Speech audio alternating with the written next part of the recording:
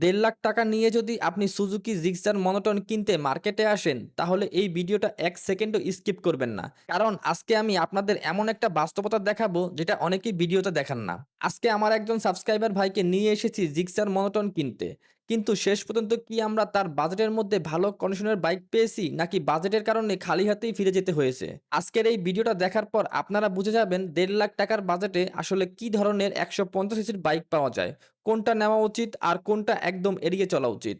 তাই ভিডিওটা শেষ পর্যন্ত অবশ্যই দেখবেন। ভালো আছেন?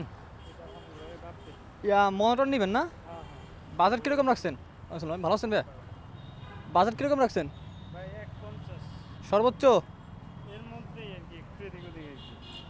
চলেন দেখি।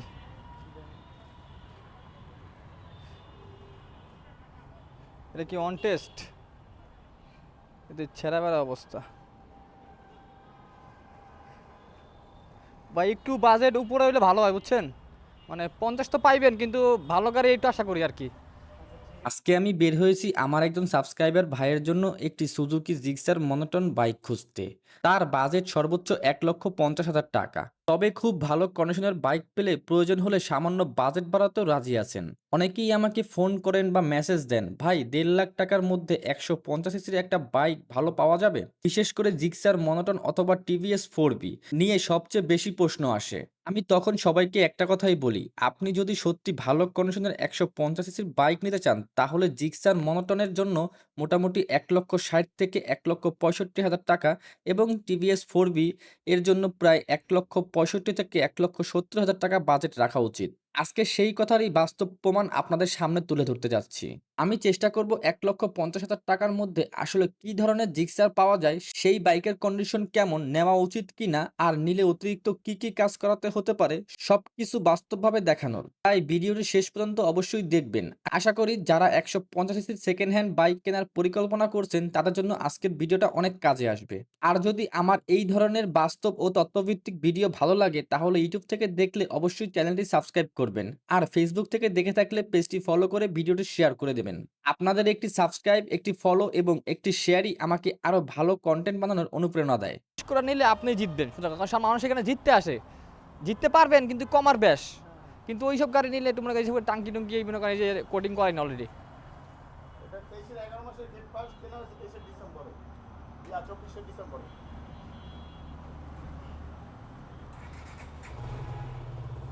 নতুন গাড়ির সাউন্ড। সাউন্ড আছে। এটা অরিজিনাল, ওটা নতুন গাড়ি। ওই ডিফারেন্স আছে ১০০ সাউন্ড। দেখি আর একটু ঠিক আছে, পরে। এটা দেখে ভাই একটু বাজেট টাইট আছে একটু। ওকে। আর এই একটা ১২০০ কিলো চলা আপনার আছে, যার লাগবে কমেন্ট করেন। গাড়িটা এখনও আছে, জানি না ভিডিওতে থাকবে কি না। ১২০০ কিলো চলে। Genuine ১২০০ kilo. 100% আচ্ছা আমি আমার ভিডিওতে বলে দিই, অনেকে নতুন গাড়ি খুঁজে তো তাদের উদ্দেশ্যে বলে দিই, জেনুইন ১২০০ কিলো চলা একটা মডার্ন আছে, যার লাগবে নিয়ে যান। এটা হলো অনটেস্ট গাড়ি। একটা ইয়েলো কালার পাইলাম, ২৩-এর মডেল, তাও আবার এটা অন টেস্ট অবস্থায় আছে।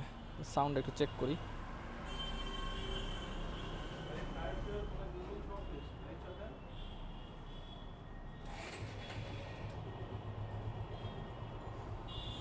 সাউন্ডে ঝামেলা আছে হালকা পাতলা।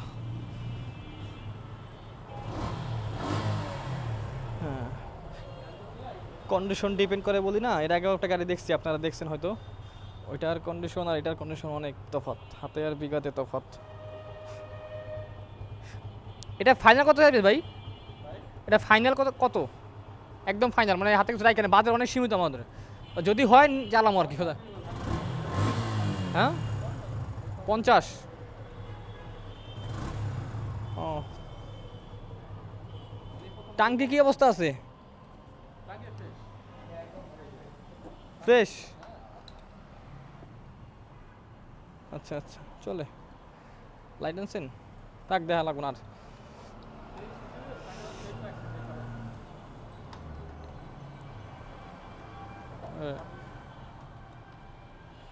50 লাস্ট, কারণ 40-এ তো আছে, এই জন্য ঘুরতেছি আর কি। এই জন্য একদম মানে মোটামুটি যেন হলুদ কালার আয় পড়ছি কালার থিয়া, মানে বাজারের কারণে নামতাছি।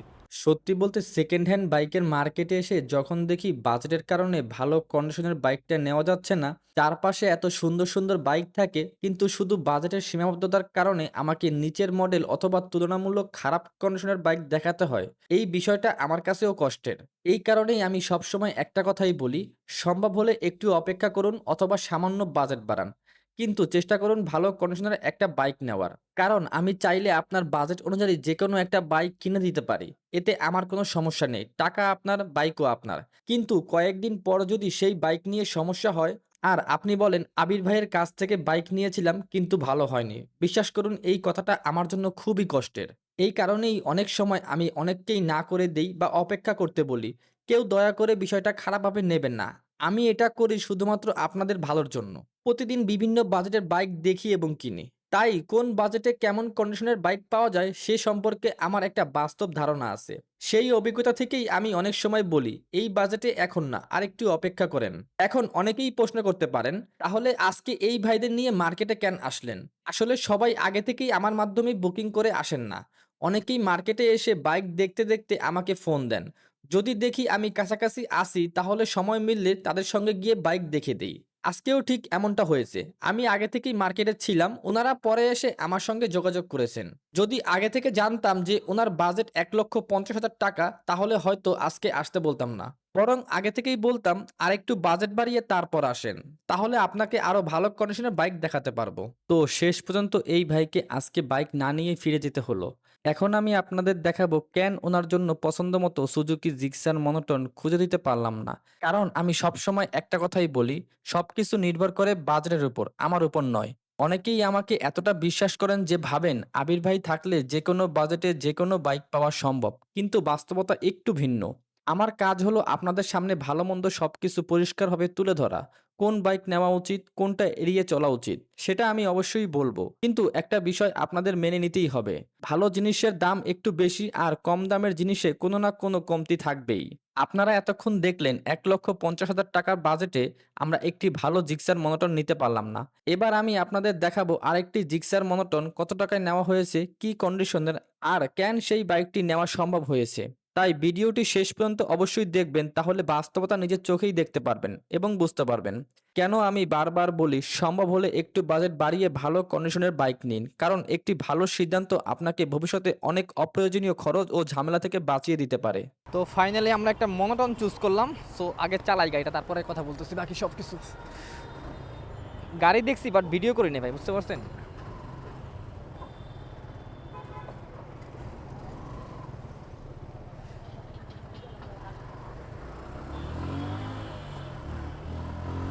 ওরে রে, ফুরফুরা ফুরফুরা ভাই, গাড়ি না আর কিছু। এই গাড়িগুলো ভাই মনে করেন চালাইলেও শান্তি লাগে, এমনিও ভালো লাগে ভাই, সব দিক থেকে। ঠিক আছে, কারণ গাড়িটা তো আমি আগের থেকেই দেখছিলাম। সো গাড়িটার কন্ডিশনটা জানি যে কী অবস্থায় আছে। কারণ ওই যে বলি না ভাই, গাড়ির কন্ডিশন তো আর গাড়ি চালায় দেখতে হবে না, তাই না? গাড়িটা আপনার সাউন্ড শুই না, গাড়ির কন্ডিশন, ওভার আউটলুক দেখা, এগুলো দেখা বোঝা যায় যে আসলে একটা গাড়ি কতটা ফ্রেশ হইতে পারে, কতটা ভালো হইতে পারে, বুঝতে পারছেন? এগুলো আর কিছু দেখার থাকে না। এটা নিবেন আর চালাবেন, এটা হলো সেই গাড়ি। তেল ভরবেন, মোবিল ভরবেন, গাড়ি চালাবেন, টান দিবেন, কোনো কথা নাই।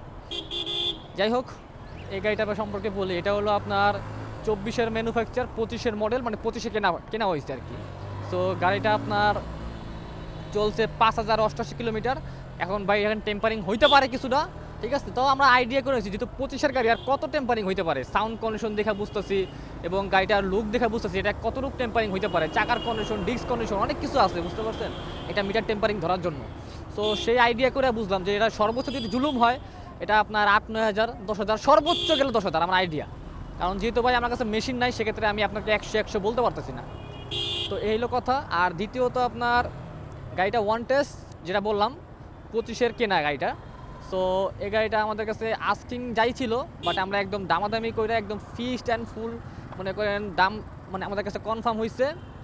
অনেক প্রায় আধা ঘন্টা শুধু দামাদামি করছি ভাই গাড়িটা নেওয়ার জন্য, কারণ ভালো গাড়ি ভাই পাওয়া যায় না ভাই। এক দোকান দেখছি, এক দোকান থেকে গাড়িটা নিচ্ছি, সোজা কথা।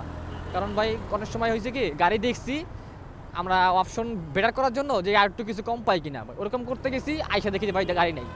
কাস্টমার নিয়ে নিছে, কারণ সেকেন্ড হ্যান্ড মার্কেটে হাজারো কাস্টমার ঘুরতে থাকে, ঠিক আছে। আর যখন একটা ভালো গাড়ি আপনার হাতে আসে তখন সেই গাড়িটা ছাড়া যাবে না, আপনার সর্বোচ্চ দাম বইলা দাম ছাড়া দিবেন, তারপরে আপনার গাড়িটা নেবেন। সো এই হিসাব করে মনে করেন আমার সর্বোচ্চ প্রাইস বইলা এবং তার সর্বোচ্চ লেস প্রাইস যেটা শুই না মনে হয়েছে না গাড়িটা আমার দরকার, আমিই নিব, ঠিক আছে। সো এই হলো বিষয়, এই গাড়িটা একদম ফুল অ্যান্ড ফাইনাল 1,64,000 টাকা পড়ছে, অন টেস্ট গাড়ি 25-এর গেরা। একটা কথা সবসময় মনে রাখবেন, বাইক শুধু একটা শখ নয়, এটা আপনার কষ্টের টাকায় কেনা একটা বড় সিদ্ধান্ত। আজ যদি শুধু 10 থেকে 15,000 টাকা বাঁচানোর জন্য তাড়াহুড়ো করে একটা খারাপ কন্ডিশনের বাইক নিয়ে ফেলেন, তাহলে আগামী কয়েক মাসে সেই একই টাকা হয়তো সার্ভিসিং, ইঞ্জিনের কাজ বা বিভিন্ন পার্টস পরিবর্তন করতে খরচ হয়ে যাবে। তাই আমি সবসময় বলি, দাম দেখে নয়, কন্ডিশন দেখে বাইক কিনুন। কারণ ভালো কন্ডিশনের একটা বাইক আপনাকে শুধু স্বস্তিই দেবে না, ভবিষ্যতে অনেক ঝামেলাও কমিয়ে দেবে। আমি কখনোই চাই না আজকে আপনাকে একটা বাইক দিয়ে কাল আপনার ফোন রিসিভ করে শুধু সমস্যার কথাই শুনতে হোক। আমি চাই কয়েক মাস বা কয়েক বছর পরেও আপনি হাসি মুখে বলুন, আবির ভাই আলহামদুলিল্লাহ বাইকটা এখনো অনেক ভালো চলেছে। সত্যি বলতে আমার কাছে একটা বাইক বিক্রি করার চেয়ে আপনাদের বিশ্বাস ধরে রাখা অনেক বেশি গুরুত্বপূর্ণ। কারণ একটা বাইক একবার বিক্রি করা যায়, কিন্তু মানুষের বিশ্বাস হারিয়ে গেলে সেটা আর সহজে ফিরে আসে না। তাই যদি কখনো আমি আপনাকে বলি আরেকটু অপেক্ষা করেন অথবা আরেকটু বাজেট বাড়ান, তাহলে বিশ্বাস করবেন সেটা আমার লাভের জন্য না, আপনার ভবিষ্যতের শান্তির জন্য। মনে রাখবেন, ভালো সিদ্ধান্ত নিতে একটু সময় লাগতে পারে, কিন্তু ভুল সিদ্ধান্তের মূল্য অনেক দিন দিতে হয়। তো ভাই ব্রাদার, আজকের ভিডিও থেকে আশা করি আপনারা বুঝতে পেরেছেন সেকেন্ড হ্যান্ড বাইক কেনার ক্ষেত্রে শুধু মডেল দেখেই হয় না, বাজেট, কন্ডিশন এবং সঠিক সিদ্ধান্ত, এই তিনটা বিষয় সবচেয়ে বেশি গুরুত্বপূর্ণ। আমার সবসময় চেষ্টা থাকে আপনাদের কষ্টের টাকাটা যেন সঠিক জায়গায় খরচ হয়। তাই অনেক সময় যদি আমি কোনো বাইক নিতে নিষেধ করি অথবা বলি আরেকটু অপেক্ষা করুন কিংবা বাজেট একটু বাড়ান, জেনে রাখবেন সেটা শুধু আপনাদের ভালোর জন্য। ভিডিওটা যদি আপনাদের সামান্য হলেও উপকারে আসে তাহলে অবশ্যই একটি লাইক করবেন, চ্যানেলটি সাবস্ক্রাইব করবেন এবং বেল আইকনটি অন করে রাখবেন, যাতে সেকেন্ড হ্যান্ড বাইক নিয়ে এমন বাস্তব ও তথ্যভিত্তিক ভিডিও সবার আগে দেখতে পারেন। আর ফেসবুক থেকে দেখে থাকলে অবশ্যই পেজটি ফলো করবেন এবং ভিডিওটি শেয়ার করে দেবেন। হয়তো আপনার একটি শেয়ারের মাধ্যমে আরেকজন ভাই ভুল সিদ্ধান্ত নেওয়া থেকে বেঁচে যাবেন। কোনো সেকেন্ড হ্যান্ড বাইক কিনতে চাইলে বা বাইক সম্পর্কে সঠিক পরামর্শ প্রয়োজন হলে নির্দ্বিধায় আমার সঙ্গে যোগাযোগ করতে পারেন। আজকের মতো এখানেই বিদায় নিচ্ছি। সবাই ভালো থাকবেন, সুস্থ থাকবেন, নিজের এবং পরিবারের খেয়াল রাখবেন। আল্লাহ হাফেজ, আসসালামু আলাইকুম।